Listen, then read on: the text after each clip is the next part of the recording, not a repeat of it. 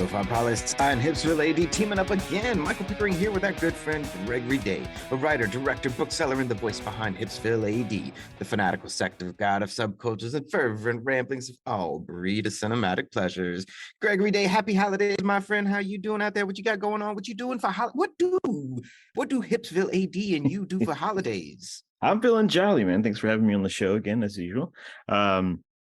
What does HipsvilleAD do during the holidays? That's a good question. Throw back a bunch of suds and watch some flicks. That's what we do here at Hipsville. So I'm here today to introduce to you a top 10 Christmas films list for you, and we're gonna do this Hipsville style. Yeah, I'm gonna talk about that in just a second too.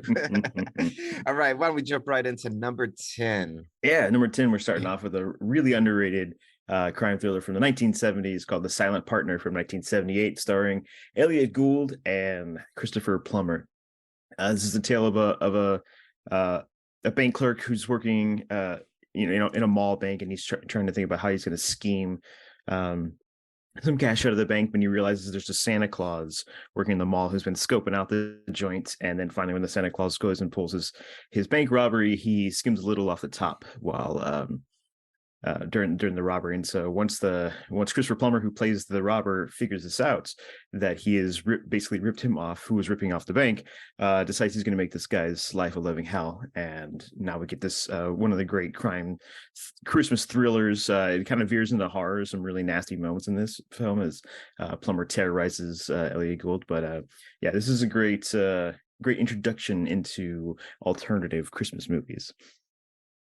Alternative Christmas movies is surely right, but this one, like it starts off. So for listeners out there, I'm queuing up the trailers. I'm ready to go. I'm like, yeah, Gregory Day got some Christmas flicks for me, and then starts off and Santa Claus is running with a gun and shooting people at a mall, and I'm like, oh, here we go. I was like, all right, 1970s, I get this, but this definitely like gave me suspense thriller Christmas killer story, and like. So I separate like suspense thriller from horror. Mm-hmm. Like they can be overlapping, sure, but not all suspense thriller is horror. And like this one was kind of like gripping and suspenseful, and I like the creepy person on the phone and the silent partner. I was like, oh, this would give me so much anxiety. I was like, this is not the right Christmas movie for me because I get so much anxiety already from Christmas, so I don't need this. But it did look good, and I always like a little throwback to the 70s. There was so much goodness coming out there that we don't even think about anymore. Oh yeah. All right, and what we got for coming in at number 9? Yeah, number 9, 8 and 7 are kind of my little trio of films that, to me, best illustrate the circus of Christmas time. And so we're starting off with Day of the Beast at number 9 from 1995. This is a film that we've talked about before on this show. I thought so. Yes. It's like a Spanish action horror comedy about a priest who teams up with a heavy metal record store clerk and a sham TV occultist as they try to chase down all these weird threads of evidence that the Antichrist is going to be born on Christmas Eve. It's set in Barcelona, and so it's just them kind of like running through the city, dealing with all kinds of different people, and it's the mad rush of holiday shopping, all of the decorations and parades and all these things they got to get through as they're trying to save the world. But it's also a film that kind of had, for its time in 1995, kind of starting to address like nationalism rising in Spain and just media culture and all these things. So it's all this film kind of wraps up everything, the hysteria at Christmas time, all into one big bundle as these three guys try to save the world.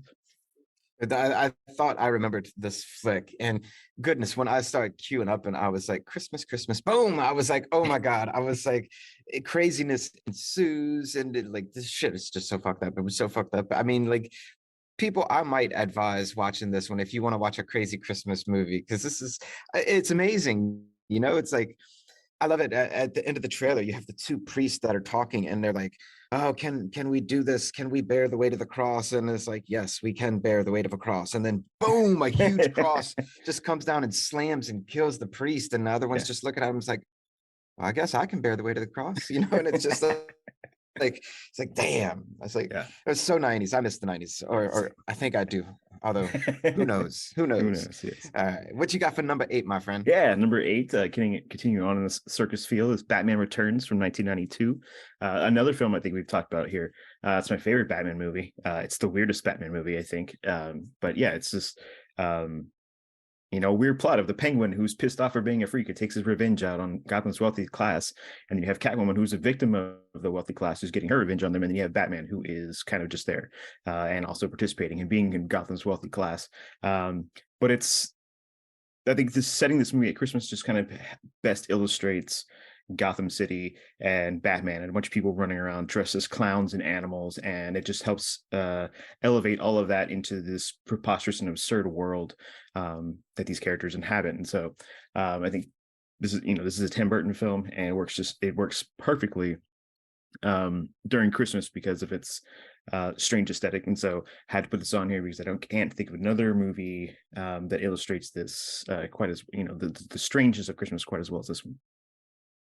It's been a while since I've seen this wonderful ball of cheese, and I call it that in a so loving way because I still think this is like the best Catwoman we've gotten, and this was like 30 years ago. Oh, absolutely. And I mean, like it was so, again, 90s to me. It's like comic book movie, and Catwoman is coming on and taking like the serious tone, and like she's fighting with Batman, and you're supposed to think like Batman's like this, oh, he's Batman, and then Catwoman just kicks him in the balls, and I'm like, yes, I forgot that was actually part of the movie. I was like, damn, that's this film. And I agree with you. Tim Burton like creates a world in here. This is still my favorite Gotham City that any Batman movie's ever been created in. And the Christmas aesthetic is just so killer because it kind of draws you into this world that you're not a part of, but it gives you something, Christmas, that you are familiar with. So like you kind of feel more a part of it. And then you have the Penguin with an army of penguins, like March of the Penguins with rockets on their fucking back. It's amazing. Like it's like great choice, Brian. Great choice. And I think in a certain way also the Christmas aesthetic also as I'll talk about this a little more in some other of the picks here, but also accentuates the loneliness of the movie because the Penguin is a lonely figure, Catwoman is a lonely figure, and so is Batman. They're all trying to connect, and it's just this time of year where everyone's getting together. It just exacerbates that feeling of loneliness in these characters. Ooh, I dig that. I love that deep take. Yes, I do. Because I see a common theme amongst your picks is that Christmas is not all jolly holly holly for everyone. Talk about that later. But this next pick, my friend, you were gonna have to do some explaining about because I have never seen it, never heard of it, and I was just like, what the hell? So go ahead, take us into your number 7. Yeah, number 7, which really wraps up this little trio of circus Christmas flicks, is Brazil from 1985, one of Terry Gilliam's masterpieces. It's a dystopian film set in a society that is bureaucratic to a T. Like everything is stopped by paperwork. There's a constant terrorism war. You can't get anything done. You're kind of stuck in your social status. And there's this the main character is this lonely bureaucratic who's just dreaming of being a superhero who's flying to the city, who can save people and save himself and fly out of his current existence. But the society he lives in, which is sort of a satirical version of 1984, just will not let him. Like he can't even get his AC fixed without running through the gamut of paperwork. And Robert De Niro's in it as a who's considered a terrorist, but he's a guy who just comes in through your window and fixes your appliances for you. What the fuck? Yes, it's a. Having said all of that, it's also set during Christmas, and it just kind of creates this more. It just makes it more absurd and more of a circus and more. It ostracizes the main character even more because he's just not fitting in with everybody. He's not fitting in with the holiday spirit. He's not fitting in with the job he's in and so forth. And so yeah, this is absolutely the craziest movie on this list. But I think it still speaks to a lot of the problems we have today with corporatization and government overreach and forever wars, things like that. Right, I think it does have a lot to say in it, but it is one hell of a funny film. So to give listeners kind of a mental picture, so I'm queuing up this trailer, and it opens, and there's a guy. Well, it opens in a dreamland, and the guy is like flying, and it it's like 1980s winged angel kind of feel. Mhm. And then like it cuts away from that and it's a guy sitting in a chair sleeping with his head in a refrigerator. And I'm like, okay, all right, this is the direction we're going with this. I had no idea what was going on.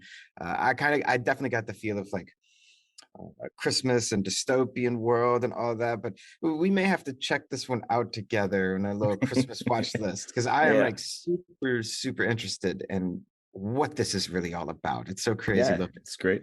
Yeah, and if you're not familiar with who Terry Gilliam is, he was in Monty Python, and a lot of the that aesthetic that he was in Monty Python bleeds over into this. The miniatures, the not so much the animation, but you could just feel his style. And Michael Palin from Python as well is one of the characters in the film. Yeah, I definitely did got that feel with a little bit of this and a little bit of that. So yeah, not surprising. I like the connection. All right, where we're going for number 6. Yeah, six, number 6, and my number 5 choice is a little mini double feature in this list as well. It's the horror double feature because every holiday deserves a horror movie dedicated to it. So the first one is Gremlins from 1984. This is probably the most famous Christmas horror film ever made. It's a tale of a suburban family that gets a new pet. That's a Mogwai named Gizmo. And unlike a cat or a dog, Gizmo has some particular rules it has to live by. Can't be exposed to bright light. It can't touch water, and it shouldn't eat after midnight. And being the irresponsible Midwestern American boy that he is, Billy, the main character, accidentally gets him wet, and then finds out that he multiplies into multiple Mogwai, and then accidentally feeds them, and they change into gremlins, which terrorize the little quaint American town for the duration of the film. And so it's this movie that's kind of about tearing down the Norman Rockwell idea of an American suburban town, where it's this nice little town, but they also have a pretty savage matriarch that's holding the town in or economic hostage, and there's drunken World War II vets, and it's just these gremlins who come out and just terrorize the town, kind of tearing it apart. And it's a hell of a lot of fun, but it's just kind of, I think, in one way, is a metaphor for the craziness of Christmas, because um, every great Christmas movie, whether they're mainstream or not, all have to deal with how stressful and chaotic Christmas is. And there's nothing more stressful and chaotic than a bunch of gremlins tearing up your town that you can't control. And so, yeah, I mean, I think other than being, like a live action Looney Tunes film, this is a great high energy Christmas flick. Gregory Day. I remember this movie being a hell of a lot scarier than it looked in this trailer. But I mean, damn, like I hadn't even thought about Gremlins in forever, much less like looked at some cuts of it in a trailer. But like looking at it with a 2022 lens for 1984, like it really gave me more, especially now since I've been like looking at these trailers with you for well over a year now, and I've been exposed to a lot of genre films through you. It kind of did give me the feel of more of a genre horror flick of the Oh yeah. 80s Hmm. than I do remember it being like this mainstream kind of horror movie. But I wanted to ask you some now, like I said, like I've been exposed to more of it. It's been years since I've seen it. Would you say Gremlins was like a mainstream movie, or was it actually intended to be made and realized and viewed as in the 1980s as part of like the 80s genre of horror flicks? I think it's a little bit of both, but it definitely was a mainstream release. I mean, it was produced by Steven Spielberg. So it Oh was wow. definitely, a Yeah. studio backed film. But what I know about the movie is that it wasn't intentionally, from its inception, wasn't supposed to be this dark, wasn't supposed to be this violent. I mean, it's still PG. Is it For the really? Yes, well, to get into, Damn. like, at the time there was only PG, and then there was R, and so it wasn't. Oh. Yes, it wasn't until after this film and a few other films that were pushing the buttons of the rating system that they invented the PG-13 rating. Um, of course, the director Joe Dante, who did The Howling and he did The Burbs later on. I mean, he's just very famous for making these kind of comedic, subversive Americana kind of films. And so when he gets involved in this film, it's where it really takes on a different tone. And then he brings in the horror elements of the puppets, um, if you've never seen this film, watch it. If you're used to CGI, creating a million little creatures on screen, check this out. The Gremlins are every single one of them are practical. They're all puppets, and it takes like 5 people to operate one gremlin at a time, and so it's just a huge production to think about how many gremlins in this film and how many people it took to pull all of this off. So yeah, so I would say this is it was a smash hit when it came out. So this is a mainstream Christmas horror film that was a success when it came out in the 80s. It's so crazy to me because I do remember it being huge, and I had no Mhm. idea it was Steven Spielberg who produced it. But it kind of makes sense. Like even Gremlins 2 was a massive, like Yeah. all around. Everyone talked about it. Everyone knew of it. So that's Mhm. pretty cool. I'm in some ways, I'm kind of not surprised to see this one on the list. Now, number 5, I have words for, but I'll listen to what you got to say for it first. What you got for Yeah. number 5? Yeah, wrapping up this little horror double feature here is Black Christmas from 1974. Um, this is definitely the most most terrifying film on this list. It's a truly frightening film. It's about a group of sorority girls who are leaving for the Christmas break, and as they're clearing out of the sorority house, this maniac starts calling them and harassing them and killing them one by one. And it's a truly terrifying film. If you're afraid of strangers getting in your house, or watching you from a vantage point that you don't know, harassing phone calls. It's really terrifying, and just having it set during Christmas just makes it worse because the university is clearing out. Your protections on campus are lessening. The feeling of not knowing where everybody is because the chaos of everybody vacating the university as well. Um, yeah, it's just a cold, frightening film, but it is a classic. I mean, this is a pre-Halloween slasher film. You want to call it a slasher film? It's not all that bloody, but it is just abrasively terrifying. Um, so yeah, I mean, I love this film. It's a hell of a ride. But yeah, I had to put it on here because this is probably the best Christmas horror film um, one could make. My friend, you know I love you, right? Yes, I do. But this trailer and how it starts, it makes me wonder, why do you hate Christmas? Like this film, people, when he said this is like Mhm. a intense film, or however you phrase it, yes, like I would, oh, never in a million years would I put this on during Christmas. Like I was scared as Yeah. shit just watching this trailer. I was like, damn, it was so suspenseful, and I agree with you. The Christmas and the snow, it draws you in and it makes you feel comfortable, but then it's like boom, and it's like, damn, this is so crazy, not cool Christmas. But then I was like, dude, this is so HipsvilleAD of you to do and put this on this list. I was like, you always give us like the juiciest, Yeah. craziest of flicks out there of all genres, you know? Mhm. And I loved the way this trailer ended. So like it fades to black, and they have some words of like actors, actresses, and then a voice comes on and it says, if this movie doesn't make your skin crawl, it's on too tight. And I'm just like, oh, I was like, who says that? I was like, oh, Christmas, man. Yes, indeed. A good choice. Good choice. Again, not surprised, although I'd never heard of this, and it does seem scary as Ooh, hell. yeah, yeah. All right, why don't you take us into your number 4? Yeah, my number 4 movie, even though it's probably not the obvious choice for a lot of folks, I think it's the most straightforward Christmas movie on this list. It's Tokyo Godfathers from 2003. It's a wonderful anime film from director Satoshi Kon, who did Perfect Blue and Paprika, which are films known for like these mind-bending, reality-bending kind of anime features. But this one is pretty straightforward. It's about 3 people who are experiencing homelessness, and they find an abandoned baby on Christmas Eve, and they are going to try to figure out who the parents are of this baby and get it back to them.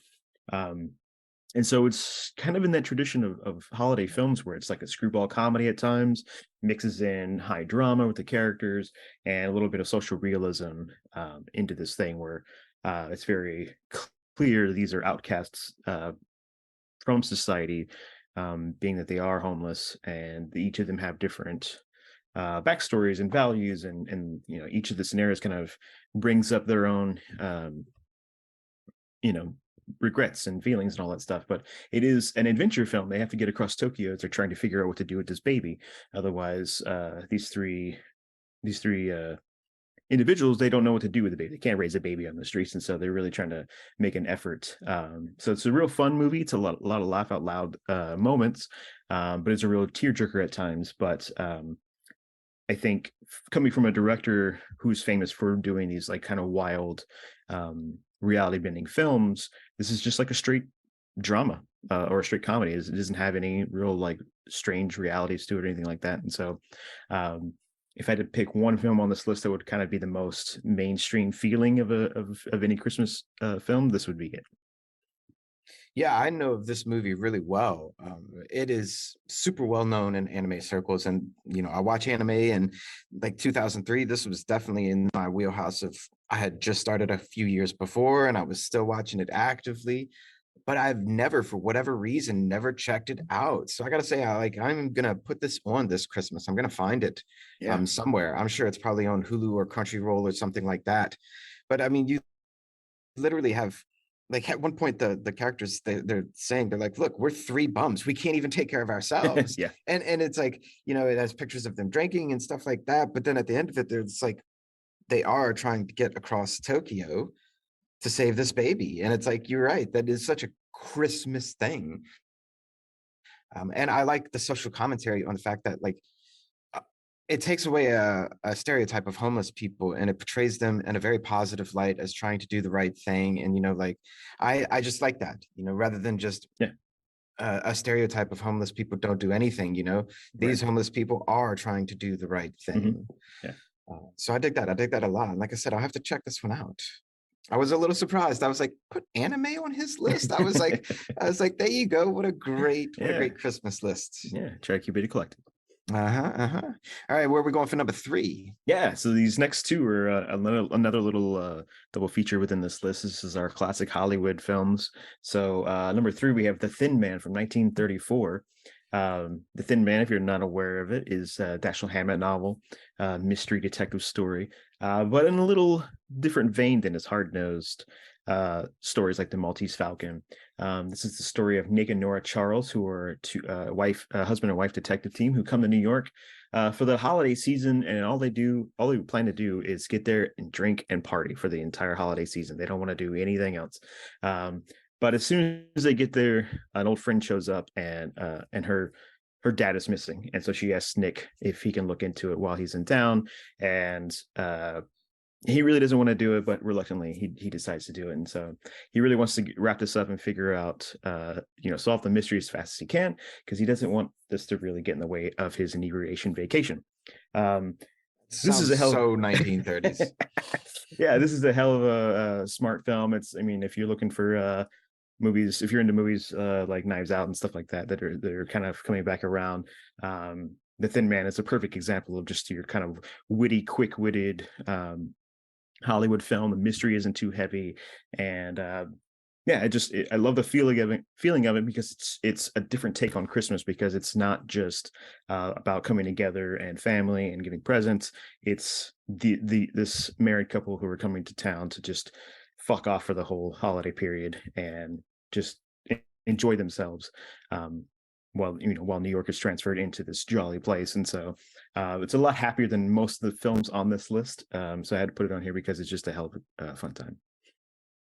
Yeah, and I think the time period it's done in is also, it's kind of cool, the message that this film's trying to carry. So just like going muck about in New York City and just getting messed up and drunk, that's such like a 1920s thing, the booming 20s, everyone's just having a good time.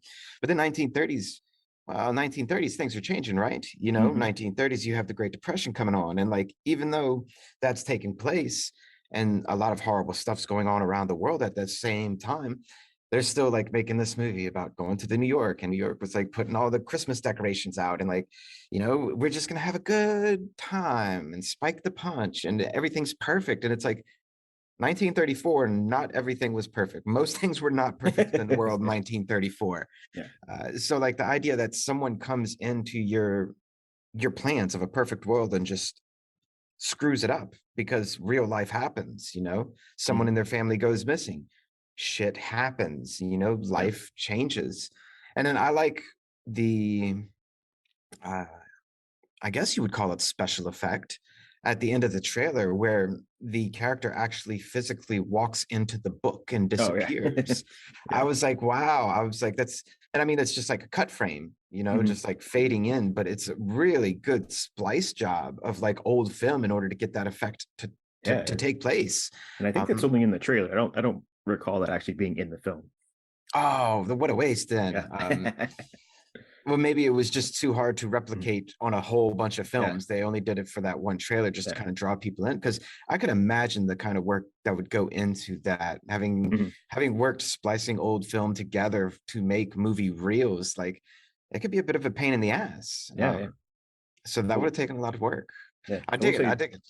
I would say just to elaborate on the time frame this film came out, a lot of American films of the early 30s, released for the first half of that decade, were really aimed at escapism and comedy and adventure and things to take the moviegoer out of their economic situation, out of the way the world was with the depression. So a lot of these screwball comedies, these fast paced um, movies were what they were producing at the time. Obviously, as the decade carried on, we got involved in the war, and so that's when movies started to halt production or get more serious. And so, um, The Thin Man is very indicative of its time period. Yeah, and you said this was the same person who did the Maltese Falcon? Yeah, well, Dashiell Hammett wrote the novel, so he wrote the Maltese Oh, okay, Falcon, okay. he I wrote Red gotcha. Harvest, Thin Man. Most of his work were like these hard nosed detective stories, very serious detective stories. But the Thin Man is much lighter in tone. Yeah, when they were sitting around the dinner table and he was like, "I know who the murderer Yes. is," I got the vibe of it was Professor Plum with the candlestick Yes. in the cupboard or whatever. Yes. I Yeah. was like, "Is Yeah. this where Clue came from?" I was like, I could Yes. see it. Yeah. It's more the characters in this are more important than the mystery. Right, right, right. I like that. I like that. Yeah. And this is one of your oldest picks, I might add, Hmm. too, Yeah. 1934. I Yeah. really dig the old movies for one thing in particular. Like I can't watch old movies for the most part, but Hmm. I do like seeing clips of them and things like this and watching trailers because it's like a true visual time capsule of history. Oh yeah. Like we read so many history books and like in undergraduate, my minor was in classical civilizations and it was like ancient Greece was like my big thing. And like we have so much literature about ancient Greece that was written 2000 years ago, but it's like, what did the people actually look like? Mhm. How did they interact? We have no idea. We just guess. But old movies, like we get to see like what people were doing 100 years ago. We get to listen to their voices, see what they sounded like, how they phrased things, what they thought was appropriate versus inappropriate. So I Yeah. love old movies for that because they are Mhm. true like history time capsules for Yeah. us. Same. So yeah, I always dig whenever you bring in something old school. Maybe one day you do a list of like your 10 favorite oldest movies pre 1930. I don't Ooh. know how many there are, but it would be interesting. It'd be Yeah. interesting. Yeah. All right, what you got for number two? Yeah. Number two, wrapping up this little classic Hollywood double feature is All That Heaven Allows from 1955. If you only know me through my blog or my presence on these top 10 lists, it will probably be a surprise to you that I'm a huge fan of melodramas and romantic films of a certain kind. I It is specifically love, complete surprise, by the way. I really love like lonely romantic films that have like a societal oppression angle to them.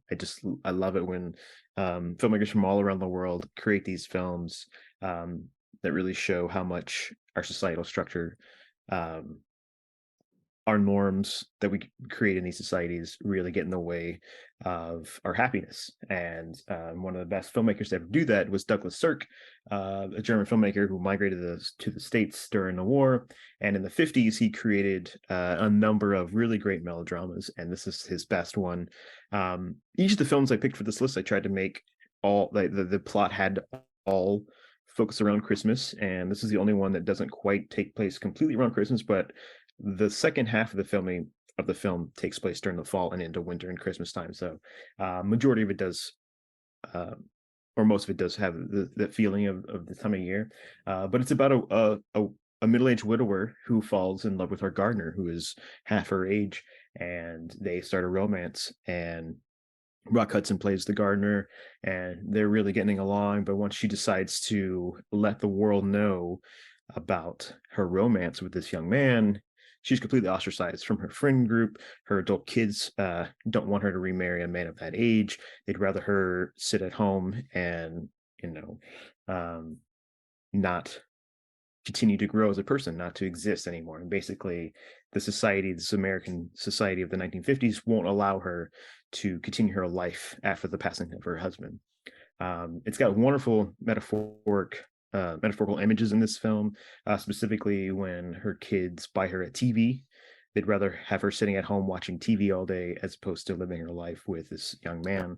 And there's a scene of the salesman pitching to her the TV, and the camera pushes in, and you see her reflection in the TV as sort of this prison of her being stuck It's a inside great this shot. yes, these four walls of the TV. And yeah, it's a beautiful Technicolor film, and it's just when it came out, it could be called like a weepy or a women's film, but it is so good, even for all of its artifice, because it's like a Hollywood studio production. Um, yeah, this is a great film to watch during Christmas. A lot of snowy atmosphere and a lot of high emotions. And yeah, so if you've never seen this film, like, I can't recommend it enough. So I had not seen this one, but a 1950s widow getting pushback about remarrying after her husband died, and said at Christmas, and where do you think just people should be happy during Christmas, and all of her friends and kids should be happy that she found someone new? But no, because we're in the 1950s and everyone's misogynistic assholes. And it's like, I was like, Yeah, this is so messed up, but this is so 1950s America. And yeah. again, I love older movies for this. They're a time capsule in history to show us just what kind of assholes we've been to each other. And please tell me, though, spoil this for me. Does this have a happy Mm. ending? I want to know. It has a Never mind. Don't answer. I would Don't say answer. Ah, you ruined ambiguously it. happy ending. Okay. That's It doesn't have a downer ending. I'll say that. okay. Yeah, Yeah, yeah. right. I was just like, but also I was like wondering, I was watching the trailer, and by this, after all the other films, that because for listeners, I watch them in order from number 10 to number 1. So I've been watching like all these crazy Christmas flicks, and then this film comes on, and it seems just like a normal 1950s movie. And I'm really wondering all the way through. I'm like, where's the axe murder? I'm like, when is someone's head getting chopped off? But it never came. And I was like, what a twist. What a Yeah, curveball. I was like, Gregory, Dave, what are yeah, you doing? I was yeah, so yes, I was most certainly surprised by this entry, but I wasn't surprised that you found a Christmas flick that showed such a social commentary about a piece of US history and the way that we treat widows. And this really made me think about just a couple months ago, I had Leila Bello Walto come on the show and talk about hmm the treatment of widows around the world. And we did touch on we didn't focus on the United States, but we did talk about how even widows today in the US still feel this kind of pressure in some communities not to remarry. Like they're viewed in a very specific way, and they're discriminated against, they're marginalized. And this film kind of shows roots of where that came from. And it's been around for a very long time. And what a horrible time of year, too, to try and put someone in that box TV prison, right? During yeah, Christmas. yeah. So I was very interested by this pick, for sure, for sure. Good choice. All Thank right, you. and where do you have coming in at number 1, your top Christmas flick? Yeah, this our number one flick is Eyes Wide Shut from 1999, the famous film by Stanley Kubrick. This film I chose because it's a Christmas tale about heart's desires, the inequality of the sexes, and deep-rooted dissatisfaction with America's wealthy class. And so, what's more appropriate for Christmas than all those things? Uh, it stars Nicole Kidman and Tom Cruise, who are excellent in the film.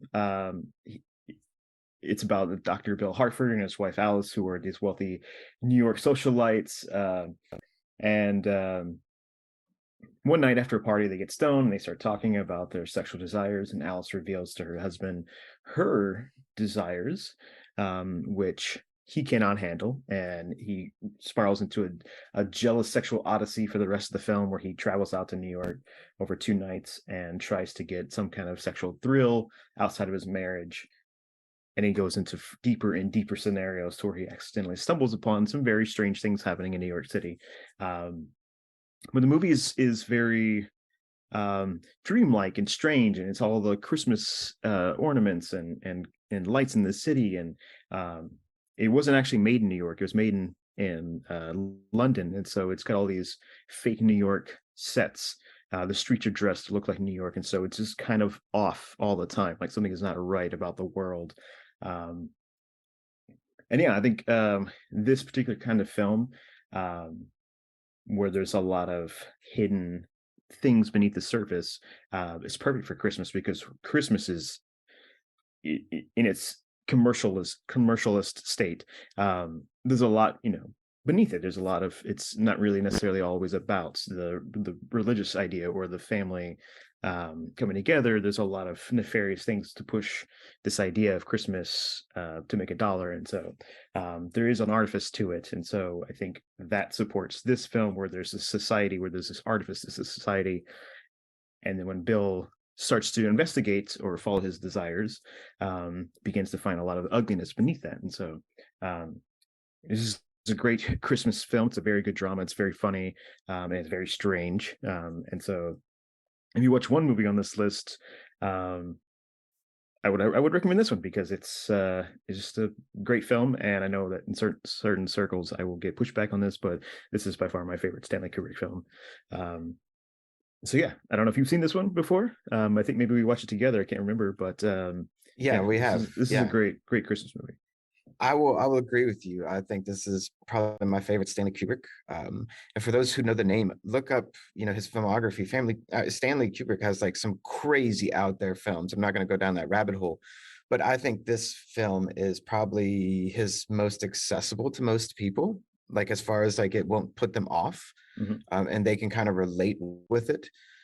But this film is crazy, and I don't want to go too much into it rather than what you already said, because I do think, even though this is 23 years old, I think a lot of people would still watch this and connect with it. I don't think it's dated at all, really.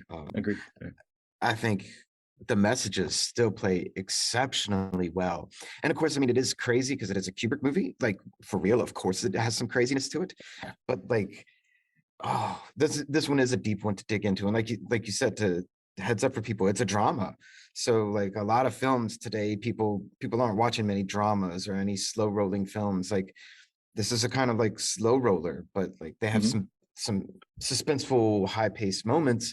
But just be ready to chill with this. Don't watch it with your family, though. I'll just say that. Okay. Yeah, I will say that. Yeah, I feel like we could spend an entire show just talking about this film. So go into it cold, because there's so many layers to it, and so many. I mean, it's also kind of long. It's like 2.5 hours.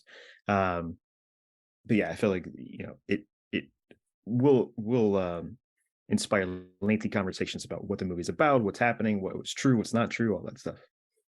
Yeah, I love this pick, and I think it is a perfect pick to top off Gregory Day's top 10 Christmas flicks. This is so HipsvilleAD of a list. I love it. And the fact that you got this one as number one, I think it's a great choice. Great choice. Thank you. But let's jump into our Q&A sections, my friend. And the first one, the easy one, the one you always know coming. Why'd you pick this list? Yeah, I mean, I've tried to come here to present a kind of a normal list. We do Halloween. There's not much of a Thanksgiving we could do, but why not do Christmas? We haven't done Christmas list, and it was kind of challenging to try to find Christmas films to present that also fit what I do in my blog. Right. So yeah, I wanted to be able to explore that and kind of go through the gamut of different Christmas films, and not just do 10 classic films, because they're all kind of so similar. The Hollywood, typical Christmas movie. And so, yeah, I want to try a wide variety, and maybe turn folks on who are listening to some alternative Christmas movies, if you will. Right, because everyone just watches the same old Christmas shit every single year. Like, all the, they're like, 24 hours of this. And I'm like, no, veto that shit, Yes. So why not put on Gremlins this Yeah. Here for the children. If they're really small, don't. But if they're like little teenagers, introduce them to Gremlins. Yes, yes. All right. And what about a few runners up? Do you have anything that was like it just couldn't make the list? Yeah. Well, I mean, one is the Tales from the Crypt movie from 1972. I didn't put it on here. Oh my goodness, I couldn't believe. I didn't put it on here because it's 3 segments. Only one of them is about Christmas, but it's about this Christmas maniac who's terrorizing this wife who's just killed her husband. She's trying to get away with the murder, but then this psycho dressed as Santa Claus is terrorizing her, which is a very famous segment, and it's great, but it's a little too similar to Black Christmas in that regard. But the big movie I couldn't fit on this list is The Lion in Winter from 1968, starring Peter O'Toole and Katharine Hepburn as Henry II and his estranged queen, Eleanor of Aquitaine, and he lets her out of prison for the Christmas season, and all hell breaks loose in this truly like masterpiece of family drama centered around the royal family at the time. And so this is probably the best dysfunctional family film I think I can ever imagine, with just the fact that it's the royals during Christmas bickering, and that verbal sparring is always on the cusp of spilling into violence. This is just an exceptionally great film. Nice choices. I hadn't heard about that one. Ooh, yeah. But the other one for sure. Would name it again? What was your first choice? Well, the first choice was the Tales from the Crypt movie. Yes, that's 72. it. And I wanted to tell you, I honestly think now, because I hadn't thought about Tales from the Crypt in forever. And for any of you listeners who don't know what Tales of the Crypt is, like it's an old TV show. Google it, you'll see. Yeah. But now thinking about it for the first time in a very long time, being forced to watch that stuff as a kid is probably why I don't like horror movies.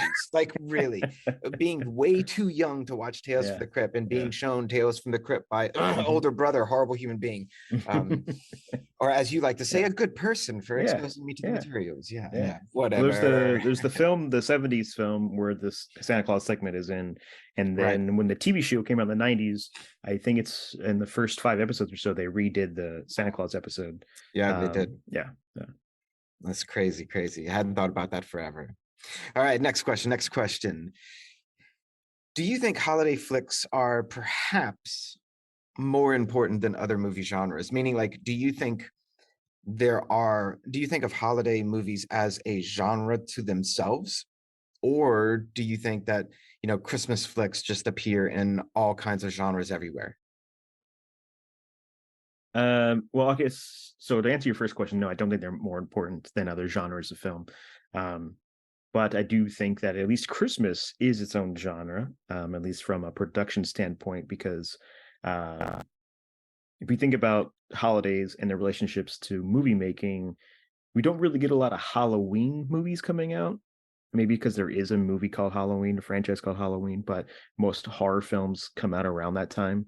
But a lot of films go into production with the idea of being a Christmas movie. So I would say it is its own genre to an extent. But you can make any genre of movie set at Christmas or have Christmas as the backdrop to prop up the emotions of the story or the setting or whatever you want it to do to support it. So I think any genre can squeeze in, or Christmas can squeeze in any genre, but I don't think a holiday genre is more important than our staple genres. Gotcha. Yeah, I get into some pretty famous arguments in the past, not recently, and thank goodness, because who cares? They're movies. But about, is this movie a Christmas movie, or is it a movie with just Christmas in it? And there's a pretty famous argument, and we're going to go into some rapid fire questions for you, and I'm going to start off with that one, the famous controversial question of, is Die Hard a Christmas movie or not? No. Good answer. Correct. I will say that. Oh no, go ahead. Are you a fan of The Grinch? No. What about the remake with Jim Carrey? No. Yes or no to this one? Chevy Chase in Christmas Vacation? No. Are you down with Tim Allen as Santa Claus movies? No. What about the movie Elf? No.